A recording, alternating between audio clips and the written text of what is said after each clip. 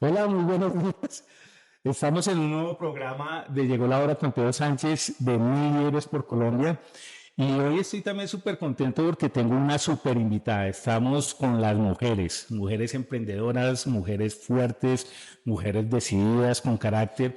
Y una particularidad que me tiene a mí sorprendido desde que yo la conocí es que a pesar de su corta edad, es una mujer de gran avance, de gran inspiración y que tiene un carácter bastante particular. Bueno, eso es para mí lo que me parece. Sofía Pérez se ríe.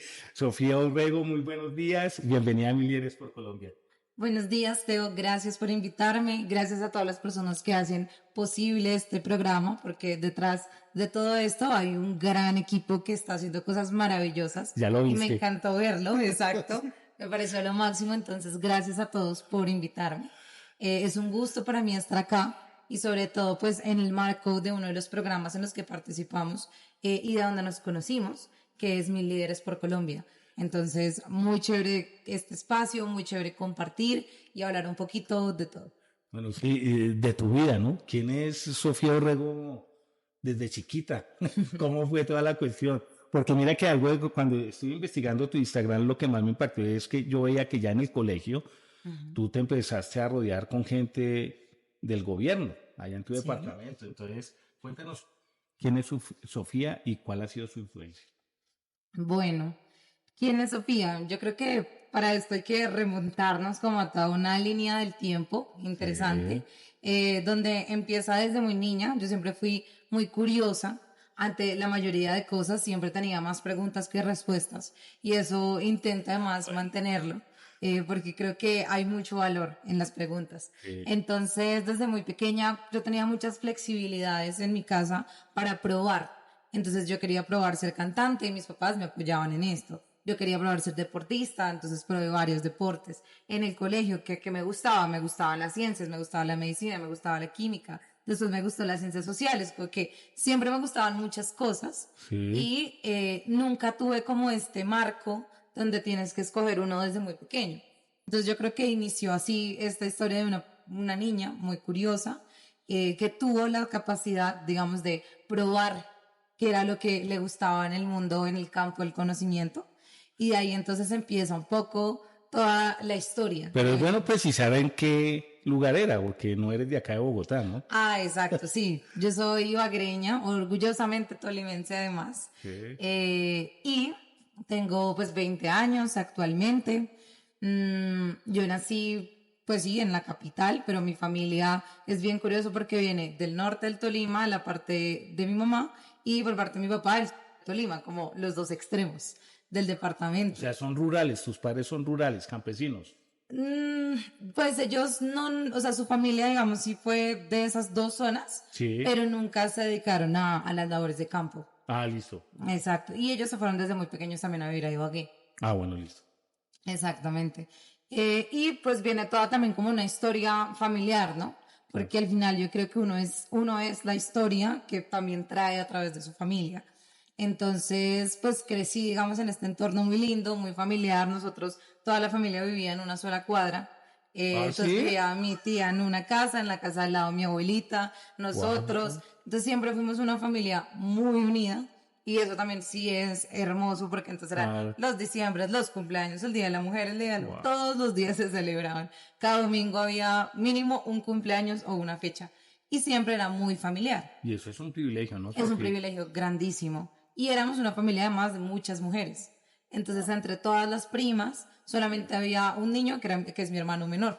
De resto, todas somos mujeres en la casa. ah, Entonces, también fue un entorno un muy bonito. matriarcado. Sí, un matriarcado hermoso y un entorno donde también tú podías desarrollarte, opinar, a veces opinar muchísimo. Entonces, yo no me callaba en todo el almuerzo sobre lo que pasaba sobre las noticias, una cosa a la otra, desde muy pequeñita. Y ahí ya pues viene toda la etapa después ya del colegio. Y en el colegio también fue muy interesante como descubrir pasiones, entre esas la música. Entonces teníamos la banda del colegio, Sí, con ahí muy buenos hasta te vi amigos. disfrazada también en algunas fotos, ¿no? Sí, Como, sí. eso íbamos, recorríamos todo el país en concursos de bandas musicales de Ah, colegio. Hicimos entiendo. un súper grupo de amigos y a todos nos encantaba tocar guitarra, batería, cantábamos. Era un grupo muy lindo. ¿Qué colegio fue? Yo ¿Era femenino estudié, o era mixto? no, era mixto. Yo estudié en el Colegio Champañat de Ibagué. Ah, súper. Acá hay Ujú. uno en Bogotá, ¿no? Sí, creo que sí. Sí, acá hay uno. Eh, No quiero dejar escapar que en esa época de colegio, aquí ya me conecto con Origen, tú contaste una historia que te tocó salir del país, ¿no? Y que fue Sí, una vaina, ¿cómo fue todo ese rollo y cómo lo viviste? Porque veo que, o sea, de una situación compleja salió algo muy bueno y lo disfrutaste, ¿no?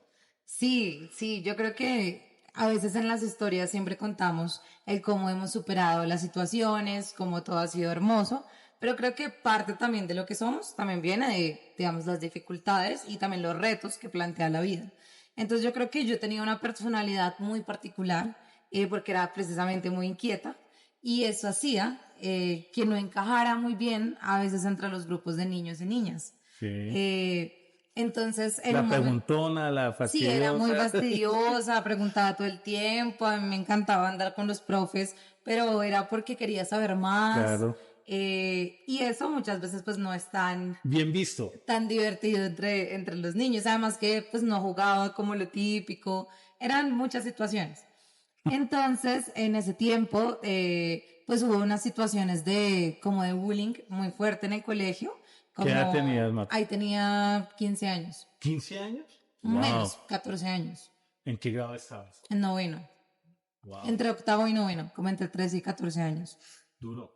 Fue muy duro, sí, porque además no era solamente una situación como de bullying de palabras, sino hubo también un momento de maltrato físico, no solo en las redes sociales que en ese tiempo ya existían y pues todo el mundo las tenía, yo también, entonces también era ¿Maltrato súper físico de hombres fuerte. también o No, solo de mujeres. solo de mujeres? Entonces yo creo que esas situaciones a mí pues me llevaron a estar como entre la espada y la pared, porque claro, me encantaba ir al colegio porque quería aprender, pero el entorno no era muy amable, no era muy divertido.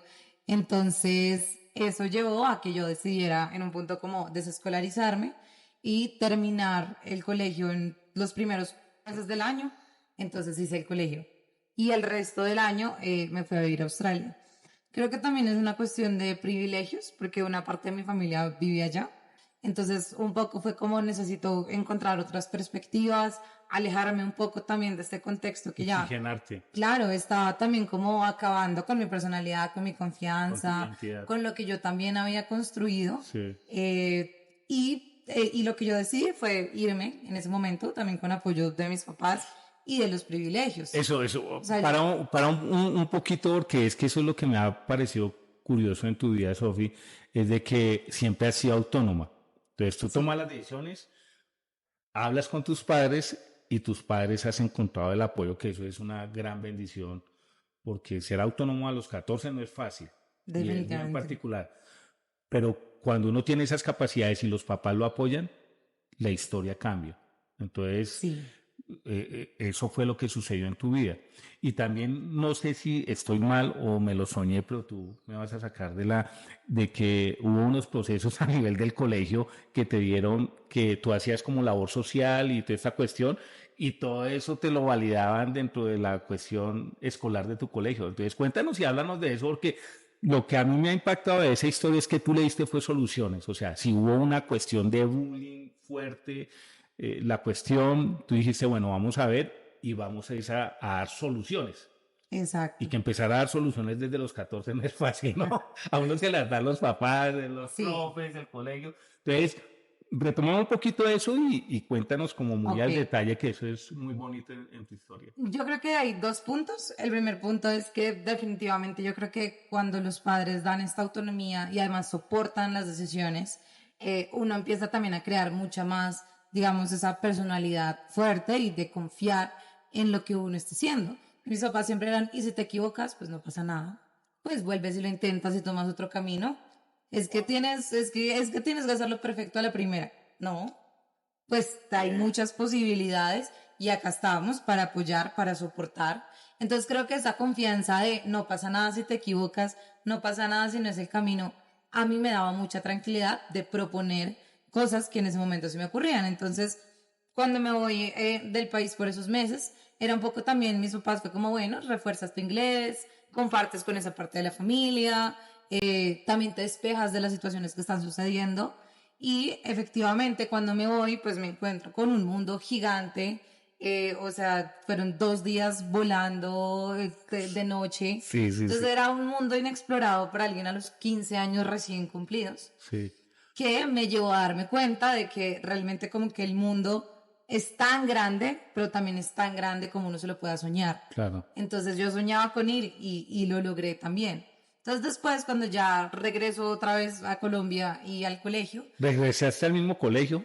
regresé al mismo colegio. En un punto yo no quería volver ahí, pero Pero, creo que un poco también el apoyo y el consejo de mis papás fue como, hay que enfrentarlo, ¿sabes? wow, sí. Y enfrentémoslo y vemos qué pasa. Si no te sientes cómoda, pues ahí sí.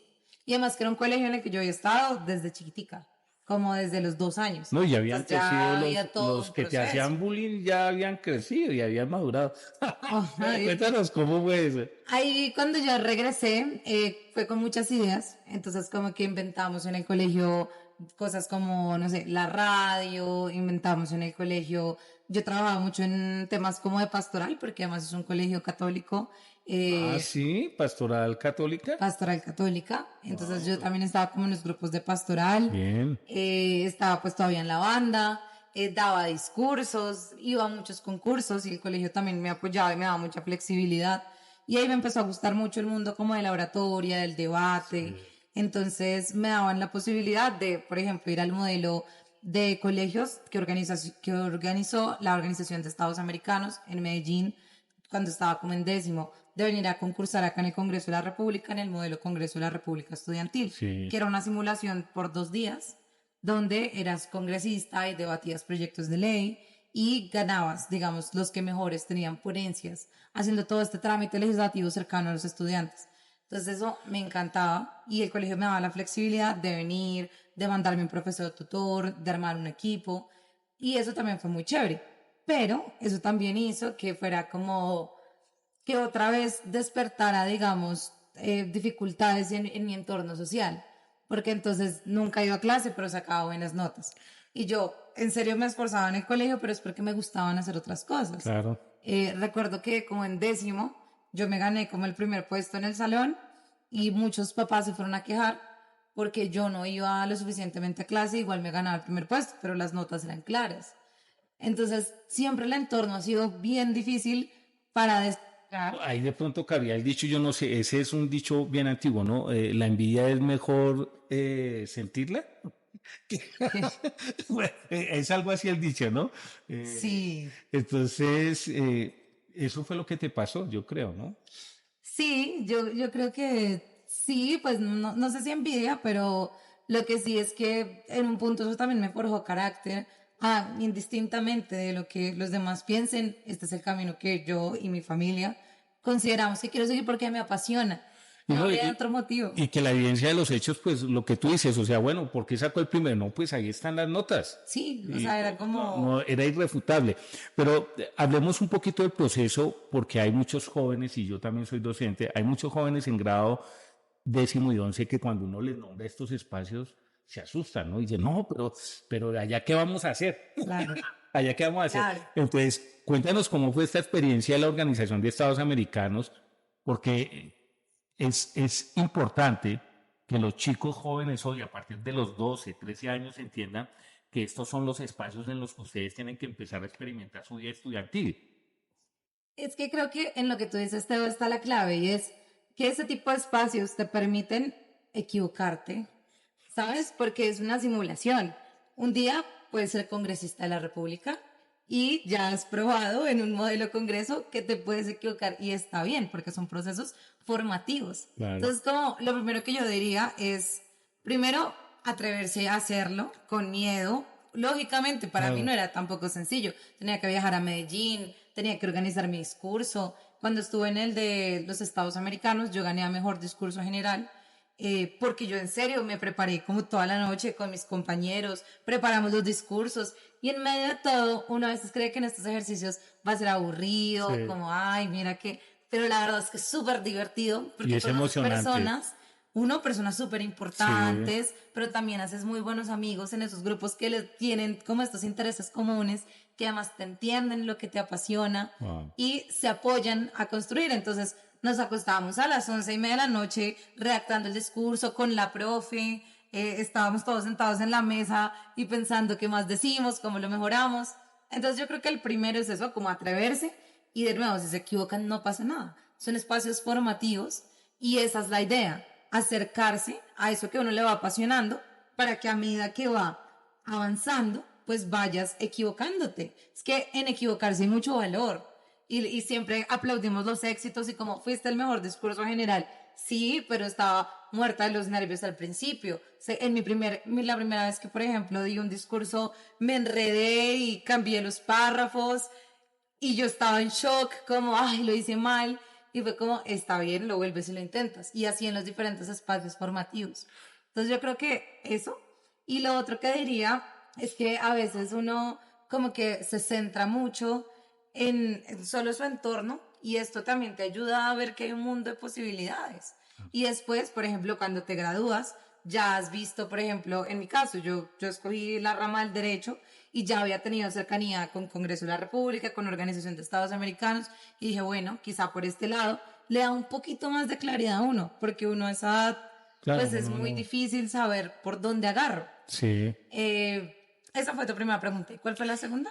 No, iba enfocada también en la Organización de Estados Americanos, que ya lo dijiste y eso, pero mira que tú me estás conectando, ahorita yo di una clase, donde la clase era iba a haber un equipo de chicos de grado 11 que iban a hablar sobre el gobierno Milei y el otro iban a hablar sobre la oposición, o sea, todo lo que fue el peronismo, ¿no? Sí. Y cada uno hacía una ponencia, entonces eso que tú estás diciendo, cada equipo tenía que organizar su ponencia, sus ideas, Súper sus chévere. relatorías y yo vi que ellos se divirtieron y era debate, ¿no? Entonces primero tal y después el otro y después hubo un debate. Entonces yo hice estratégicamente porque identifiqué más o menos las filosofías, entonces puse a los de Milei, que eran los que se identificaban con el peronismo, y a los que se identificaban con el peronismo los coloqué con Milei. Entonces Pues decían, cambié. entonces dije, oh, no, pero mister, ¿cómo lo vamos a hacer? Si usted ya sabe mis pensamientos, le dije, pues hay que romper paradigmas. Te voy a resumir la historia. No hubo debate porque hicimos una retroalimentación de feedback de cómo ellos se habían sentido y qué habían podido encontrar en esa investigación sobre el peronismo y qué habían encontrado sobre la cuestión de Milei y qué cosas ellos identificaron que le rompió esos sesgos ideológicos y narrativos ya entrando a las fuentes de investigación, porque eso también tenía que ver con la investigación, que creo que eso fue todo lo que te debió haber ocurrido a ti dependiendo del tema que fueran a abordar. Y eso es conclusión. ¿Y cuándo nos va a llevar? Bueno, eso toca ahora para ver cómo lo vamos a hacer. Entonces, bueno, ahí era una anécdota, acá un paréntesis. Entonces, sigamos, obvio, porque hay muchas cosas, porque después del colegio llega la universidad, ¿no? Sí, Y llega también paralelamente que creas tu emprendimiento, porque acabamos de hablar de tu emprendimiento.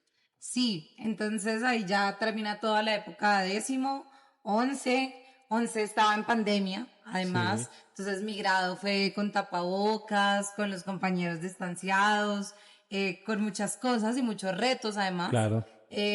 Y en ese momento, apenas estaba terminando 10º, conozco a dos de mis grandes amigos como hermanos de la vida, que son los cofundadores de nuestro emprendimiento, que se llama Generación Plus Internacional. Es un emprendimiento social que aporta a la reducción de brechas sociales en Latinoamérica a través de 3 ejes, que son liderazgo, emprendimiento y empleabilidad, y todo lo que tiene que ver con transformación. Pero en lo que yo pude ver de la línea de tiempo, eso comenzó fue a nivel departamental, ¿no? Exacto. O sea, Hoy en fue día somos mucho más grandes, pero internacionales. exacto. Sí, Pero en ese cuéntanos, momento, exactamente, cuéntanos cómo fue eso, porque es que cómo internacionalizar algo, ojo, que no era en la capital, porque eso es exacto. algo también de admirar, que tú lo comienzas allá en el departamento del Tolima, acompañada de la gobernación, te codeas con el gobernador y toda esta cuestión y todo. No, porque es que todo eso lo tienes que contar porque una chica de 16 años cuando llega, empieza a tocar puertas, los primeros límites que va a encontrar es eso, ¿no? Y esta eh, chiquilla, ¿qué quiere o con qué va a salir? Entonces, cuéntanos cómo fue todo ese proceso. Eso fue chévere, eso me permite decir dos cosas. Lo primero es que todo lo que hice antes en el colegio me ayudó a conectarme Excelente. con las personas que hoy en día son mis amigos y mis cofundadores de la organización. Entonces, quería decir eso porque en la pregunta que tú me hacías de los jóvenes y de cómo motivarlos, yo creo que también en eso hay mucho valor y es que te abre Claro. puertas a conocer personas que también se están preocupando las mismas cosas que a ti. Y ahí sí, entonces nosotros nos juntamos y lo que sucedió es que en ese momento Ibagué, que es de donde soy y donde inicia la organización, era la segunda ciudad con mayor índice de desempleo en el país. Y nosotros decíamos, tenemos un montón de privilegios y el privilegio hay que instrumentalizarlo. Eso es Excelente. muy importante porque decíamos, ¿cómo es posible que haya tantos jóvenes desempleados? ¿Cómo es posible que de las únicas fuentes de empleo que haya en el departamento sea todo el sector público y que la formación empresarial y de emprendimiento era muy, muy pequeña? Entonces empezamos a pensarnos Y un departamento sobre eso. agrícola, ¿no? Es un departamento agrícola, también con un potencial turístico grandísimo, Lindísimo. también con personas muy brillantes, pero además cultural. Ibagué es la capital musical de Colombia, donde salen grandes músicos. Entonces era como, ¿qué hacemos con toda esta riqueza cultural, natural que tenemos, pero que no estamos aprovechando mucho? Entonces ahí nos empezamos a pensar la organización y dijimos, vamos a hacer algo, un primer evento. Si ese primer evento y proyecto nos resulta, es porque quizá por aquí es el camino. Lo que hoy en día es como testear en el mercado. Sí, sí. En ese tiempo nosotros dijimos, vamos a testear esto. Pero como yo era la más chiquita del equipo, porque yo estaba en el colegio, mis dos amigos ya eran profesionales, ya eran mucho más grandes que yo. Era como, no, sabes, como, encárgate como de los medios, de pronto el relacionamiento. Sí. Como que había como cierta... Distancia. No es por ser como tan joven, Sí, sí. porque era la única que estaba como en el... Distancia profesional que yo llamo. Exacto. Y yo les dije, listo, pues, está bien. Entonces yo me encargué de los medios para ese proyecto y yo llamé a todos los periodistas de Ibagué. Hoy en día pues, muchos hablo. Y eran, ¿quién eres tú? ¿Qué es eso de una organización? Nadie sabía que eso existía siquiera. Sí. Y yo, ven, sácame, no teníamos un peso tampoco porque estábamos iniciando. Entonces, ven, sácame en el periódico gratis, ven, hazme una entrevista, porfa, sácame, ¿sabes? Nos sacaron en todos lados a punta de contarles cuál era la finalidad de lo que estábamos Gestión. haciendo, pero que no teníamos un peso para pagar pauta, no teníamos un peso para pagar cuñas en radio, nada de eso. Pero tenía las capacidades de conectar con la gente y abrir. Exacto. Y abrir los espacios por y eso conectarnos delegaron, con el sí, propósito. Exactamente. Y Súper. nos llegaron en ese primer evento 300 jóvenes, llenamos auditorio, trajimos gente de Bogotá, de Medellín, de Ibagué, emprendedores, hicimos un espacio de networking grandísimo y desarrollo de habilidades. Y dijimos, esto fue un gran éxito, Sí. hay que seguir por esta línea. Y en esa línea fue que empezamos a trabajar ya hace 4 años y lo que inició como siendo un proyectico y como un evento inicial se convirtió hoy en una organización que es parte de nuestro proyecto de vida porque nos conectamos con una bandera que hoy en día para mí es fundamental y es lo que yo quiero hacer, reducir las brechas de desempleo en Colombia y específicamente en jóvenes y mujeres.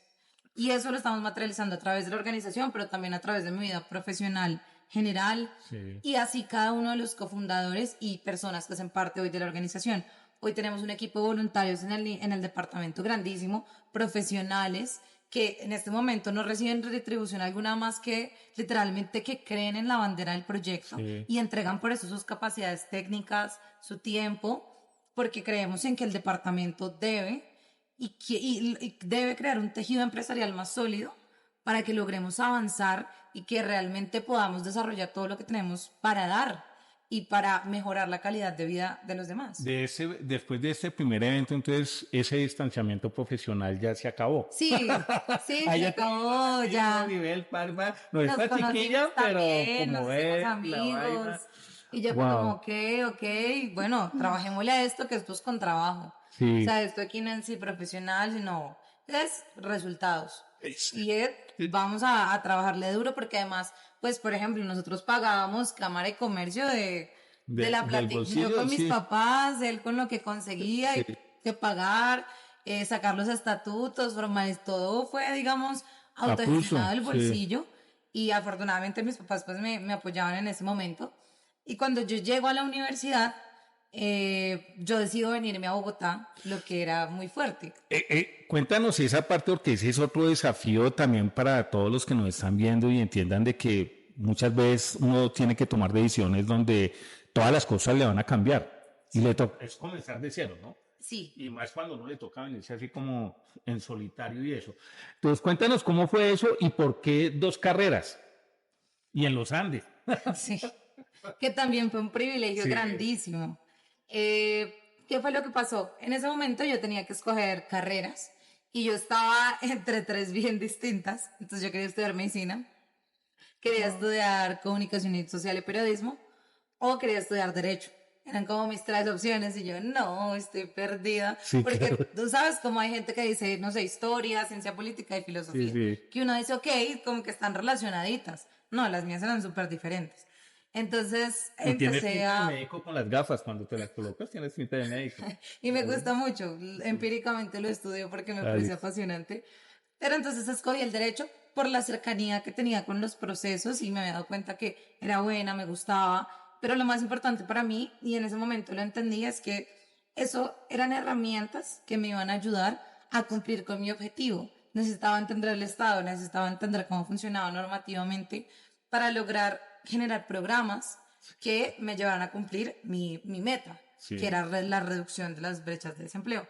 Entonces ahí como que escogí derecho. Cuando entré pues era virtual la primera parte como del semestre y después me vine a vivir acá a Bogotá. Entonces una tía me dejó una habitación pequeña, pero me quedaba muy lejos de la universidad.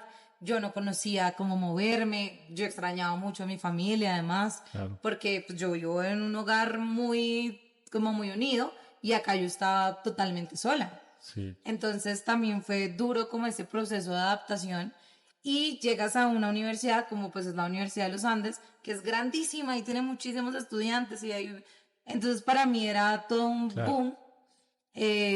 De hecho en la universidad yo hice de todo porque yo en serio quería entrar y era un sueño para mí haber entrado a la Universidad de los ¿Por qué Andes. los Andes y no otra?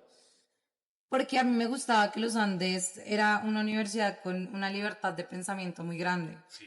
Entonces, además era como que grandes de personas que yo admiraba. En ese momento, por ejemplo, Alejandro Gaviria era el rector. Y es una persona que yo admiro. Y cuando él daba, por ejemplo, nos dio la charla de inicio, yo me sentí demasiado inspirada a estar en un lugar donde podías crear.